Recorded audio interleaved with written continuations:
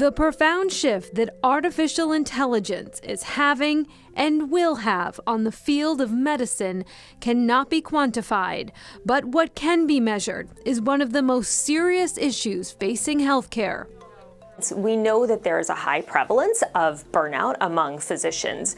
Some estimates start at 50%. Even up to 80%. We know that physicians who may be experiencing burnout are more likely to cut back on their hours worked. They may actually leave medicine. And at the end of the day, that means less people to take care of our patients. If you live in the Boston area, you are waiting an average of more than a month to see a doctor. In 2020, 1/3 of Massachusetts physicians were over the age of 60, a time when the need for doctor retention is at an all-time high.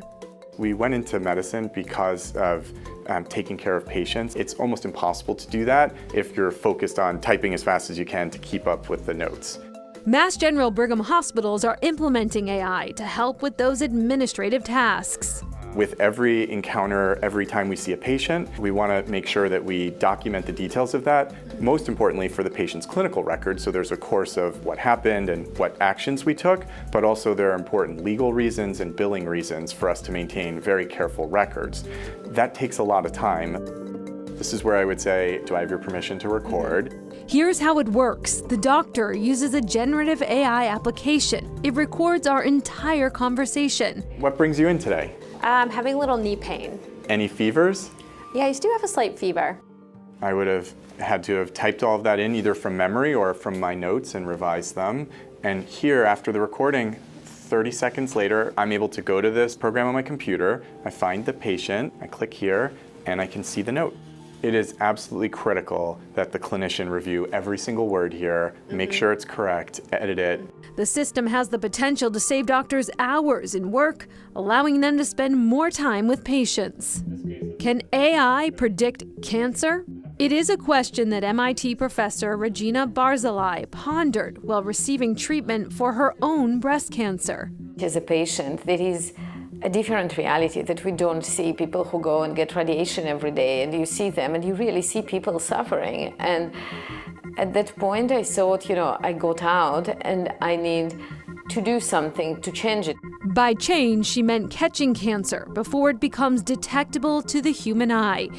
She pitched the idea to her own doctors. When I came and told them that I really want to contribute, they don't need to pay me, I'm just happy to do it. The answer was, we're doing great. We don't need it. We don't need it. Eventually, she teamed up with fellow scientists at MIT's Artificial Intelligence Lab to create MirEye. It uses an algorithm and a patient's mammogram to predict if a patient will develop breast cancer in the next 5 years. You could take these sort of standard mammograms. Barzilai's lab says the technology has an accuracy rate of 75%.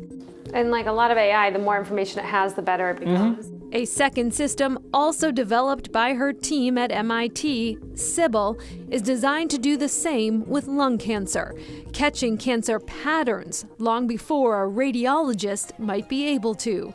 This one was given a negative score. This image on the right looks clear to the naked eye, but AI picked up a suspicious growth. 2 years later, the patient has visible cancer. We need to admit to ourselves that our capacity to recognize patterns is very limited.